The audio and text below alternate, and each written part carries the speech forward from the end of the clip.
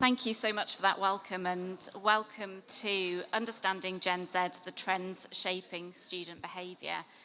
I'm Jo Richards, I'm the Senior Insight Lead at UCAS, and it's my role to oversee UCAS's approach to insight across its various customer groups and markets. And of course, students absolutely key to what we do at UCAS.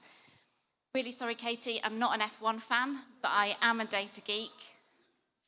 I'm really passionate about understanding students and putting that at the heart of decision making, and that's what we're really going to dig into today. We're going to be looking at some of those key trends and insights that are shaping students' behaviours, their drivers, their preferences, their influences, all that really good stuff. And I'm completely delighted to be joined by our brilliant student panel today to help us do that. So guys, do you just want to say a little bit about yourself and introduce where you're studying in the country, if you're at university yet? I'll start. So my name's Ellie and I'm studying business management and marketing at the University of Gloucestershire. So I've done 2 years of study already and I'm coming to the end of my third year, which is my placement year, and I'm doing marketing in that. So that's me so far, yeah. You're in the right place then, Ellie. Yeah. My name's Freya. I study business with law at Queen Mary University in London and I've just finished my first year.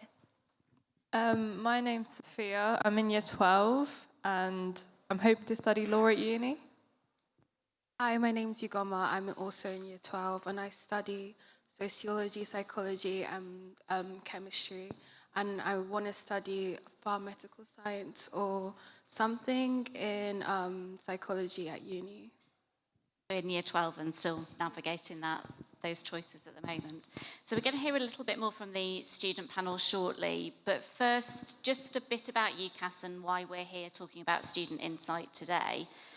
You've probably heard of UCAS. We're the UK's shared admissions service for higher education, and you might have come across us because you've been through the process yourself of applying to university. You might have family friends or close friends, family members that have been through that process as well. But there are things that you might not know about UCAS, or you might. You might know that we've got relationships with over 30,000 parents, teachers and advisors, and they're coming to us for information, guidance to support their students through that process. You might also not know about our size. So every year we have 1.5 million new registrants that come to us annually. And so they're new students, new Gen Z students going through that admissions process. And they generate 3 million applications that are processed by our admissions service. So the scale of what we do is really large. We're also not just for university, we offer pathways into colleges, apprenticeships and employment. But what you probably don't know about UCAS is because of that size and the volume of students that we're engaging with, for educational resources, and that's the little asterisk there, we love a footnote, for educational resources, we generate more visits than Google. And our students are a really highly engaged audience. We're there giving them advice and guidance, and they trust us to do that throughout that process. So we have that reputation for trust. And because of that engagement, we're there offering young people advice and support, and that size of the audience, we've built up a really extensive media ecosystem to be able to reach them. And that spans lots of different channels. We heard about the power of multi-channel earlier from Katie. Digital, display, direct, experiential as well through things like our UCAS events. And that ecosystem is available for partners to be able to utilise. We work in partnership with brands across these channels. What you might also not know is that we're an independent charity. So contrary to popular belief, we don't get any direct financial support from the government. So we rely on those commercial activities to be able to deliver on our charitable objectives. And so every pound that is spent with UCAS is an investment into widening access for more young people into their career pathways and into education. And you might have seen recently an announcement that we made about offering fee-free applications for those who are on free school meals. And that has been possible because of our commercial activities. So we engage with students from year 9 when perhaps they've got no idea at all about what they want to do, right through to narrowing down those choices, submitting those applications, leaving home and starting on campus, right through to graduation. And as they're making those really important decisions, we're there helping them to navigate that and building those meaningful connections. And we build those connections because actually these moments in a young person's life are absolutely fueled with emotion. Quite often it's the first time young people are making their own decisions. It's certainly likely to be the first major life event and decision that they're making. And our role as a guide within that creates really high engagement. So that is hugely exciting for me as an insight person because it means that we can run highly effective research to understand what students think, what they feel, and what they do in the moment when it matters. And that's what we're going to look at today with the help of the student panels. So we're going to talk about our recent lifestyle survey. And every year, a few weeks after students start at university, as they step onto campus, we run surveys to understand their behaviour. And we're looking at their spending habits, understanding student life, how do they engage with brands, what is the role of technology in student life as well. And they're the three areas that we're going to have a bit of a chat about today. It's an annual survey. It's been running for over 10 years, so lots of data there to get your geek on with, really good trend data, and we had over 4,000 responses for our most recent survey. We look at the demographic data alongside the survey responses so that we can understand the behaviour of different segments of students, and our brilliant data scientists as well weight the response data, so we know that it's truly representative across domicile, across gender, age and ethnicity as well. So any changes that we see year on year are really reflective of those changing behaviours that we're seeing on campuses up and down the country. It's not just necessarily in the noise. So the first area that we're going to explore is all about how students are prioritising and funding their lifestyle.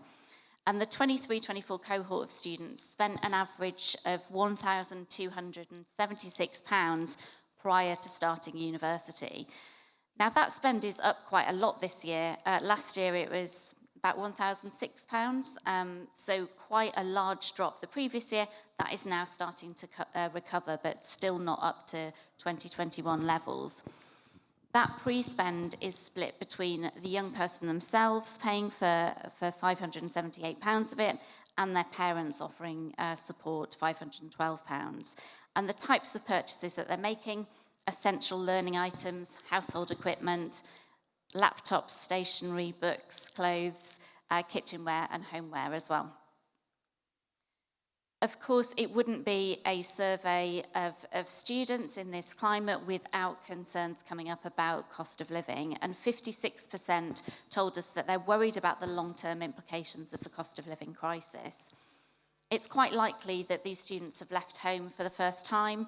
They're needing to budget and manage their money themselves. They may have been experiencing the cost of living crisis up to this point, perhaps a little bit secondhand, through their parents, through the media. Their concerns are likely to be based on perception. That experience is going to come over the next few months and year on at university as well. So what we have seen is weekly spend has reduced by 6% this year, £205. But interestingly, the split of where students are spending their money is quite similar to last year. 66% are being spent on non-essentials, and by non-essentials, we mean things that aren't bills and groceries. So things like clothes, eating out, homeware, still prioritising a positive university experience. And we can see that when we ask students, what are they enjoying? And they're enjoying meeting new people, studying the subject that they enjoy. That independence and being able to learn new life skills is something that the majority of students on campus are really getting stuck into and enjoying. And they're still spending to support that positive experience. They've just got a slightly smaller budget and they need to make that money stretch a little bit further.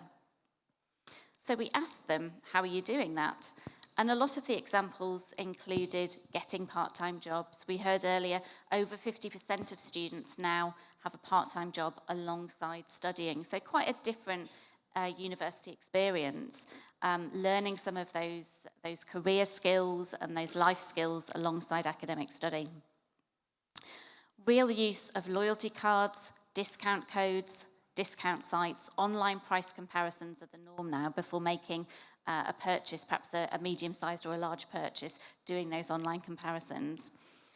We saw a lot of evidence in this year's survey as well about cutting back on takeaways, so meal planning, budgeting, prioritising home cooking, and perhaps doing that as a household and making those trips to the supermarket together were things that students were doing. An increased use of the library this year as well, not just because it will help them save money on textbooks, but also because the library is a real sense of community, lots of examples of using it for group work and group study as well as solo study. So a real opportunity here for brands to be able to support students, help them make their money go further. And we certainly saw in the survey, in the free text comments, a real interest and notice of those brands like Aldi and Tesco who have been promoting weekly meal plans for £25. Those types of promotions have been going down really well. We did see this year an increase in the percentage of students that are discovering new brands on campus. A quarter of them did that this year, and that's up from 16% last year. So more willing to try new brands as they're making their own purchase decisions for the first time. The new brands that students are discovering are those that are in the local area, so Aldi, Tesco, Blackwell's on campus, or looking for cheaper alternatives for clothes such as Vinted, Primark, Temu, all really popular brand discoveries this year. So let's come to the student panel then.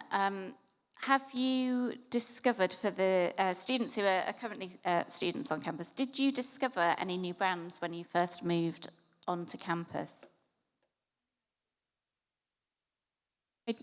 I think I definitely discovered shopping at different places. So I've never done like the food shop before. So I started shopping at more like Lidl and Aldi. And even though Sainsbury's was the local supermarket to my uni campus, I would always make the effort just to go a little bit further to shop at those grocery stores instead. And I was probably saving, like an extra £5, £10 when I went. But actually that was really good. So I can use that money when I'm going out with friends or, things on the weekend. So yeah, I definitely started shopping at different supermarkets. One of my first sort of brands that I found at uni was Deliveroo. Obviously, I'd heard of it before, but I'd never used it. And they had a stand. I think it was offering like free delivery for the whole year for every time you use it as you're a student. So that was something I instantly downloaded just because of that stand, and speaking to one of the people there as well, talking about Deliveroo. They have so many online supermarkets on there like Sainsbury's, Morrison's, and all of those. So it can be a little bit easier when you're trying to do the food shop as well. So in real life experience there that prompted you to consider them? I think a lot of the stands that I went to, I still use the brands that I found at stands as well. So Sophia and Ugoma are going to university next year. They're thinking about it at the moment. They're on that journey. Have you got any top tips for them? So when you were in your first year at university, did you discover any good budgeting tips? I think splitting my money into like different pots. So like I transferred to using Monzo when I went to university because you can put money into different pots. So it really helped me manage how much I was spending on food, how much I was spending on my rent and things like that, because when you do go, you don't really know how much money you're going to be spending on different areas, and it does take a bit of time to kind of learn what your outgoings are, but by the end of the year, I think you do get a bit of a better idea, and using those pots to kind of manage your money I found really helpful.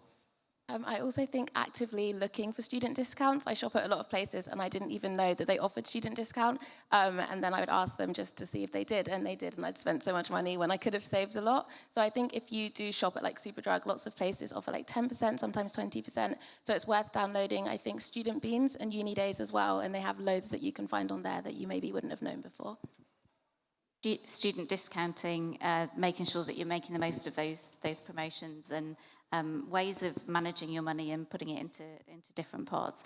Is it something that you've thought about when you're thinking about university? Yeah, definitely. Because obviously money's tight. So yeah, it's nice to have a discount when you can. You can still like do really lovely, like still go out for meals and still have takeaways, but it's just doing it with like the student discounts, like just going on a Wednesday, you can sometimes get 20% off. You can still like do all these fun things, you don't have to miss out, but just doing it a different way. And just thinking about, going to university and budgeting around it, are there any kind of things that you that you have thought already about planning to budget, or is that a little bit too far away at the moment? As they said before, I think groceries and like resources that you're going to use in uni. Those would be pretty important to consider. And also technologies, like I know I use my iPad all the time, so yeah, technologies would be important as well. So thinking about how you'll fund that as well. Can I ask if anyone's willing to admit anything random that you bought that you might possibly have regretted, maybe something you bought for university that you thought you might need? I think I'm someone who likes, when I take notes, I didn't use a laptop at the beginning. I used like paper notes, and I bought a lot of highlighters and nice pretty pens to take all of these pretty notes. And then I got into a lecture and realized that actually I'm struggling to write down even the first couple of sentences, and there's no time to even take out a highlighter. So I think over like consumption with stationery and things like that was something that I definitely didn't need to do. Because in like A-levels, you're still writing with like pens and stationery. So I was like, yeah, new pencil case, new binders and all this. And then I don't think I touched it. So it's a massive waste of money, really. And yeah, you definitely don't need it. iPads for taking notes or, yeah, laptops is probably quite common. Like a first new term at school, isn't it, with your stationery and things. Was there an item that you couldn't live without that you bought? I think now my laptop, I've realised that it can be really difficult to write down notes, and it was an investment because obviously it's quite expensive to get a laptop, but at the end of the day, I think it was the best thing that I could have bought for myself. It just makes it so much easier, and it makes lectures a lot easier as well, and seminars and things. I think I'd probably say I signed up for Amazon Prime, but the student version, because you get free 6 months when you join, and I use that so much. Like, if I forgot anything, like, I think I needed to order extra hangers. It comes the next day really easily, and I think when you are in a city, you don't know where all these shops are, so to have this service where you can quickly order it to your door the next day was really helpful, so that was a good purchase. Yeah, I agree. Brilliant. So we're going to move on now to have a look at brands and brand perceptions. And we ask every year about what students' favourite brands are. And the top 10 are pretty static, actually, to last year. Apple, Nike, Amazon, Primark, Tesco. We've talked a lot about Tesco already. Pretty static. Tesco and Aldi have climbed up the list this year.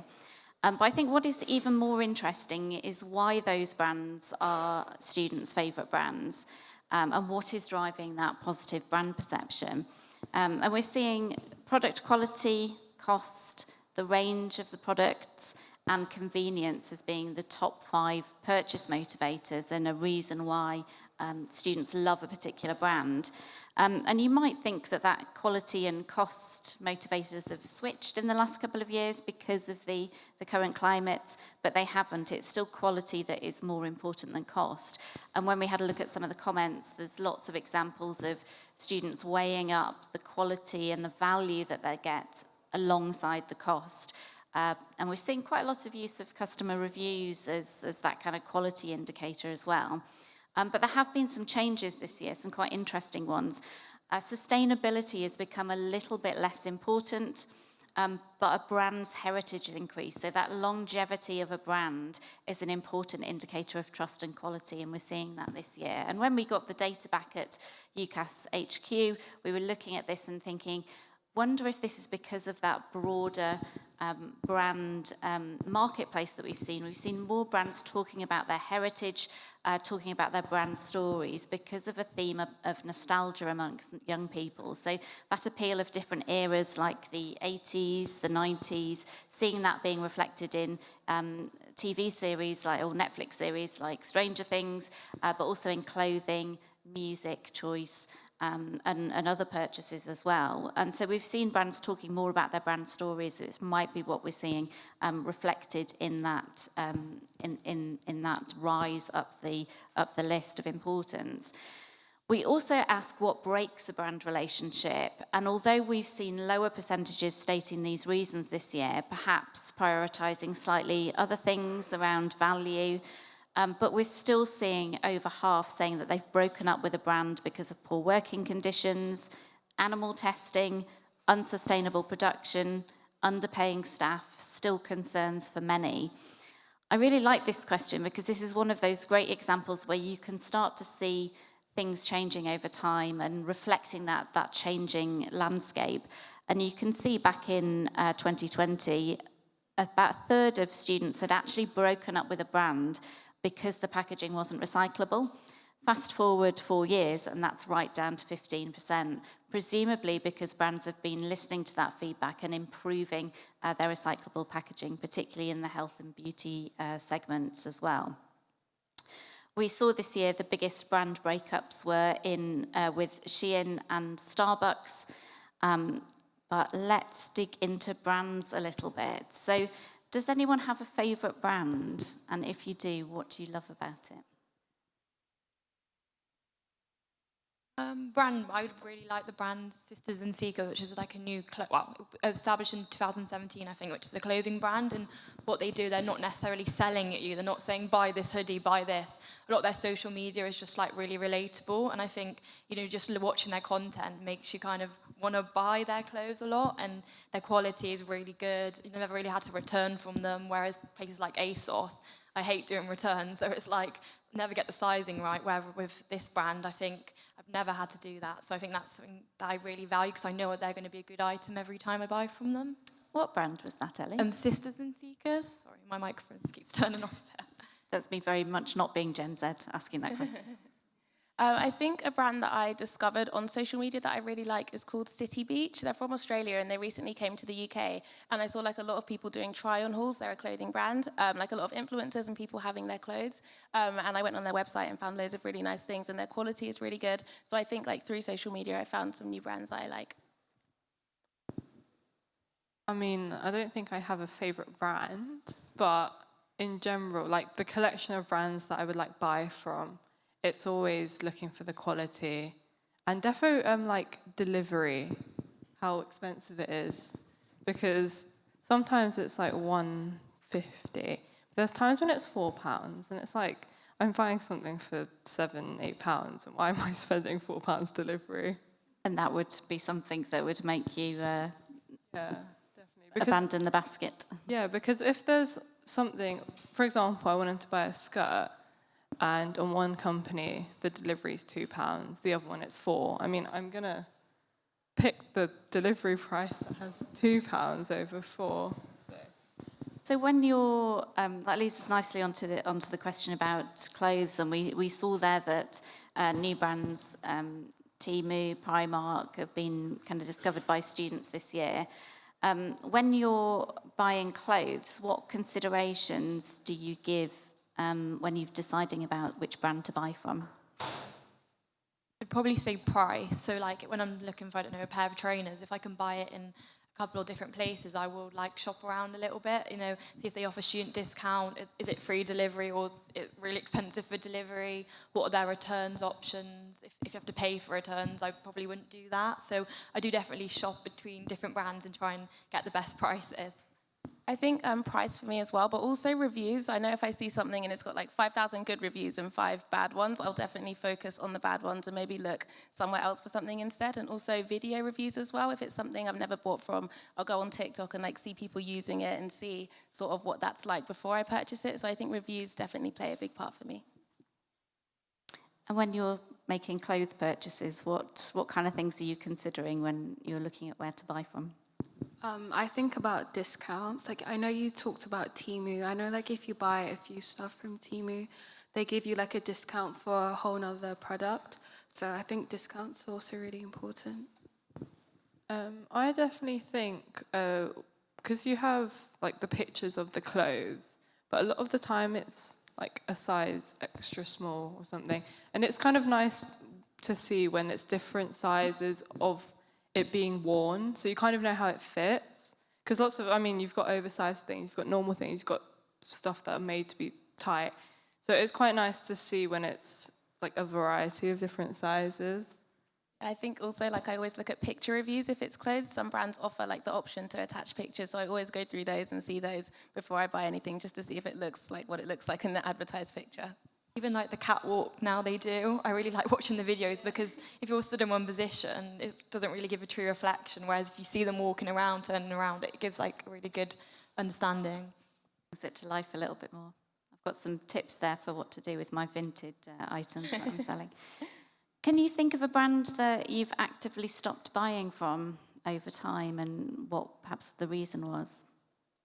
I recently stopped buying from Temu. I bought some things for uni from there at the very beginning. I bought like a laptop case, I think it was like 47p, like loads and loads of really cheap stuff. And I told my mum, I was like, this is such a great brand, you should buy from it. And then I did some more research into them, and I'd seen some things about taking bank details and making it sort of feel unsafe to purchase from there. So even though it was really cheap, just those couple of reviews that I saw was enough to put me off buying from there again, just in case something did happen to me. So data security, really important. Yeah, me too. Because before, like when they started as a brand, it was free delivery for anything, and now you've got to spend 15. Well, it was 5, and then it was 10, and now it's £15 you have to spend for free delivery. And I feel like it's not worth it, because all the stuff is so cheap. But then you start looking into it, and it's really not that cheap. Like it's just gotten, do you know what I'm saying? Yeah. Like progressively more expensive as like the years gone on. I'm sensing delivery is the theme of the morning. I've never shopped at Temu, as I say it, but when the kind of news came out about taking like information from people's banks, I saw that spread really quickly over social media, and I think it's because there's quite a big like cancel culture I think in our generation. Like if there's a bit of bad press, everyone hears about it, and even though I hadn't shopped about it, I was hearing all these kind of negative kind of reviews, so it definitely does spread really quickly, and I think it just takes that one bad thing, and then everyone just has a really bad perception of it, like you guys said as well. How do you like receiving marketing from brands? So what do you kind of notice? I think I like things that are visual, where I can see it, and also things that are authentic as well. A lot of like time I spend on TikTok and YouTube and things like that. So if it's, for example, clothes, watching people do hauls, watching people try products or speak about products that they like, even if it is like a paid collaboration and they are being promoted to say it, you can often read the comments and see people that have actually tried the products. And I just think hearing from real people that have actually used it makes a big difference, and also seeing things being in action as well, like the results of something, if it's makeup, seeing it being used, things like that can help me to say, okay, I want to use that. So important proof points. I would say social media. I think I kind of use that as like a search engine now. Like if I'm looking, so at the moment looking to go on holiday, I'm using TikTok to search up where should I go on holiday, what restaurants are there, what the weather's like there. I'm not using Google, so I'd say social media is like my main point of kind of like discovering new brands. And yeah, me too. I barely use Google to search for anything anymore, just because it doesn't come up with visual pictures of things very often. So if I do want to know like where to go on holiday, I'll look on TikTok, I'll see people doing a video of it, and that's literally become my main search engine as well.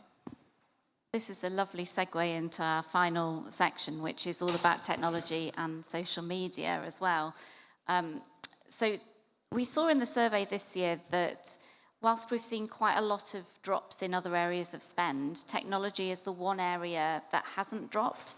Absolutely seen as essential for academic activities, and we've already talked a little bit about laptops. And laptops, computers were certainly the most popular tech purchase for university. Last year, over half of students bought one specifically in preparation for university, seeing them as that investment for their future. Most students told us they're starting the research for their laptops in July of the year that they go to university, or even earlier, so quite a long research timeline and purchase decision for that investment. We saw this year a few students buying tablets and smart wearables specifically for university, so 15% said they bought tablets, 10% smart wearables, and both of those stats have gone up over the past 2 years, so I'd expect those to continue. Certainly lots of comments about using tablet technology in lecture halls to be able to take notes. And I probably don't need to make the point in a room full of marketers that 85% of students already have a smartphone before they go to university. It was only 13% that bought it specifically for university. We asked them as well who made that purchase, whether they're making the purchases themselves or parents are making it on their behalf. And it's mostly students are funding them themselves, so quite a big investment. A third of students are purchasing on their behalf. And those percentages who's funding those particular purchases has actually stayed quite static over the past few years. But what we have seen is a year-on-year increase in the price of tech items. So as those new features are released, those new models are released, that price increases year-on-year. So with those tighter budgets, there might be more that brands can do to support students when they're buying these essential tech purchases. The other theme that came through super strongly throughout all aspects of the survey actually was around connection. And that is absolutely key to university life, feeling part of communities on and off campus. And so we asked students, what are you using your smartphone for? And we were expecting the answer, I use my smartphone for anything but calling. But actually, 92% of students said they're still using their smartphones for calling, email, messaging, those kind of traditional uses of a smartphone, really important. And a lot of that is staying in contact with family and friends at home, as well as forging new contacts with new students as well. We asked students, what would you miss about your smartphone? If we surgically removed it from your hand and took it away from you, what is it you would most miss? And it was that staying in contact with friends and family. But also access to photos, access to music. We have started to see new uses of smartphones over the years as well. 86% are now using their phone for banking, 78% using phones to pay for things, half are playing games, a third are tracking fitness, and 16% admitted to us that they were using it for dating, but it might actually be a little bit higher than that. We're also seeing that need for connection and community in the way in which students are using social media. And again, of course, they're using it to keep in touch with family and friends at home and new friends. We have seen a greater awareness of mental health impacts of continual social media use this year. We've seen that over several years. But we've also seen that steady decline in those that are sharing photos and videos through social media, possibly because of those privacy concerns, greater awareness of digital footprints as well. And we're still seeing around a third of students using social media for inspiration. We're seeing that need for connection as well when young people are choosing a platform. So the main motivation for choosing a platform is that their friends are on it. Really important, again, when they're making those new connections for the first time on campus, that everyone is there. And we were discussing this last week in preparation for this session, and it reminded us of that decline of Facebook, where we're seeing young people migrate off Facebook and going to other platforms where more people are. Entertainment's still a key platform motivator. Saw some really interesting things with TikTok this year in the survey. Widely known as the way in which young people buy brands, but we only saw half of students using it in our survey, but a real increase in those that say that they can't live without it, and that's possibly reflecting the changing way in which TikTok's being used, which we talked a little bit about earlier, not just being used for purchases or for entertainment or great content, but also being used as a search engine and a kind of how-to tool. So, coming to the panel on this then, how are you keeping in touch with other students or your friends? I was going to say a lot through WhatsApp. It's something I didn't really use too much before, but when you meet a lot of different people at university, they don't all have the same social media platforms, and all of them obviously have a phone number if they've got a phone or a laptop. So I think talking through WhatsApp is something, especially in groups as well. Before I even started university, I was in WhatsApp groups with other students coming to the same university, and we've all used that to sort of keep in touch. Even if it's not the same group that had 600 people in at the beginning, we've made smaller ones and we still talk.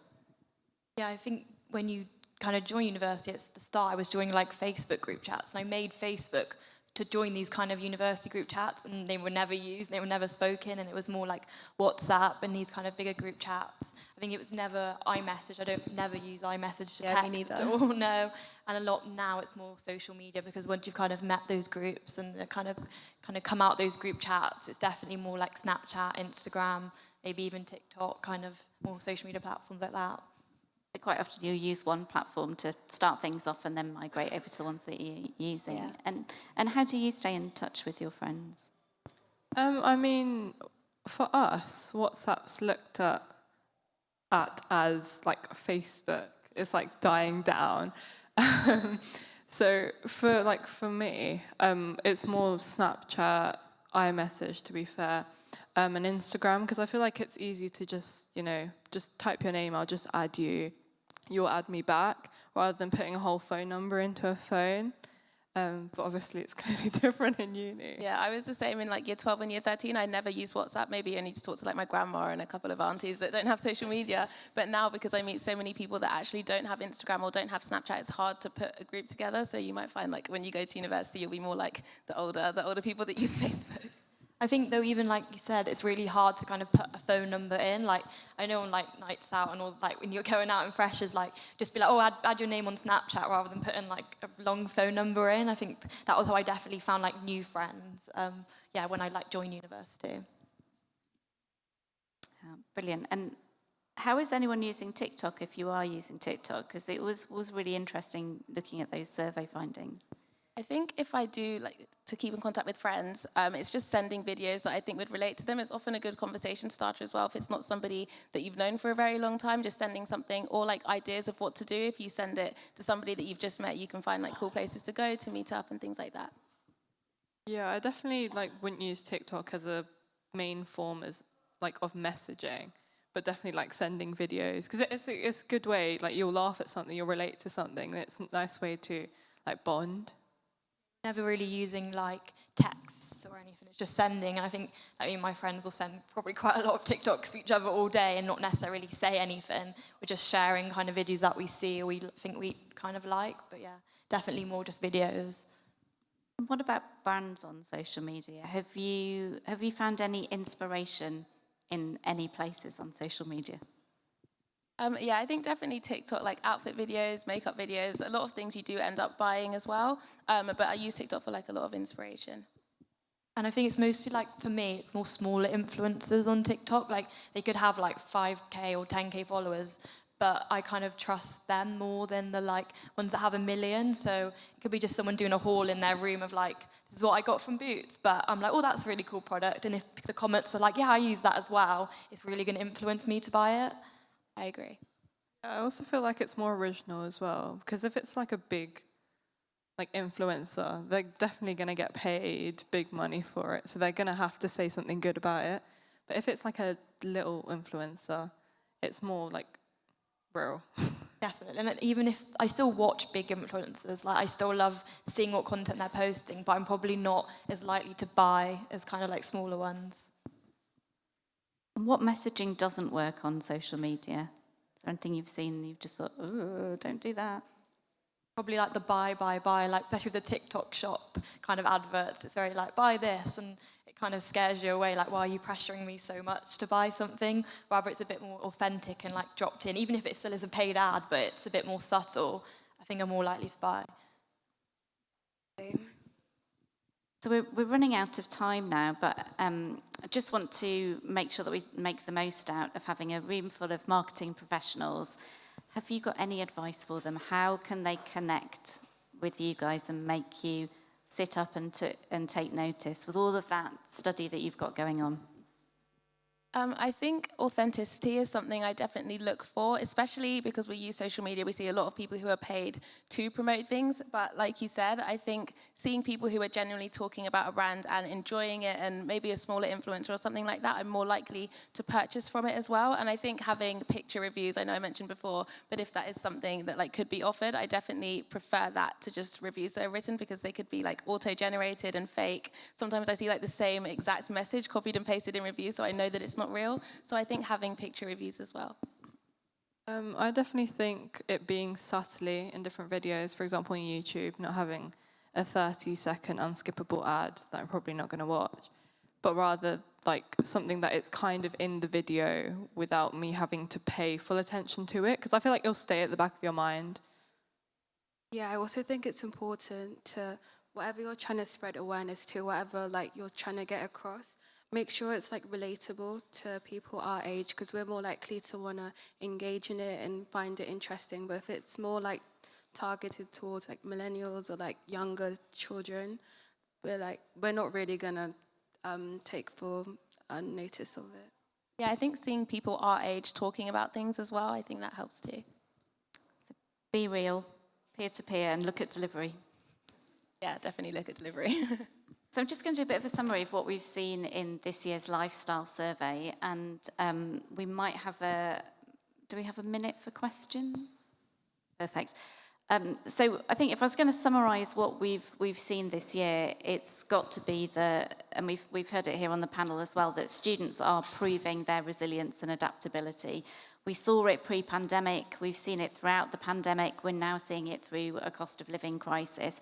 And yes, budgets have slightly reduced, cost of living's increased, students are being more savvy with their money, we've heard some of those tips, but they're still prioritising that overall positive university experience and connection as well across purchasing decisions and tech activity as well. So real opportunities, I think, for brands to be able to shape their marketing strategy, support students at this really critical and crucial time in their lives and create that brand loyalty for years to come. Do we have any questions for the panel? Hi there, that was great, thanks. I wanted to ask the two of you that are at university already, how much time per week would you say that you spend on campus? And what sort of places do you hang out in when you are on campus?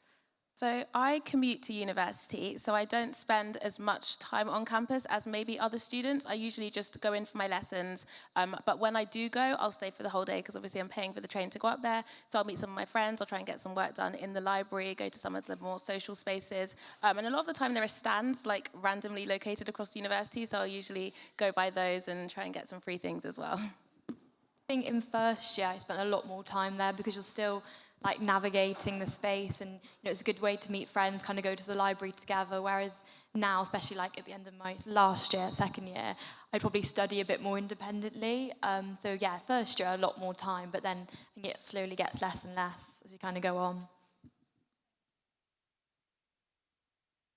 Hi, I'm interested to know, when you were researching universities, did you look at their social media channels, or were you looking at kind of I suppose, official social media channels or social content that was around that university that was maybe produced by students that are studying there already? I honestly didn't really look at social media when picking a university. It wasn't something that I thought about. But I think if I did see anything about a university on TikTok, it would influence my decision a little bit. If it was a university I was thinking of going to and they advertised like a good scholarship they were offering or something like that, it would be something that I would consider.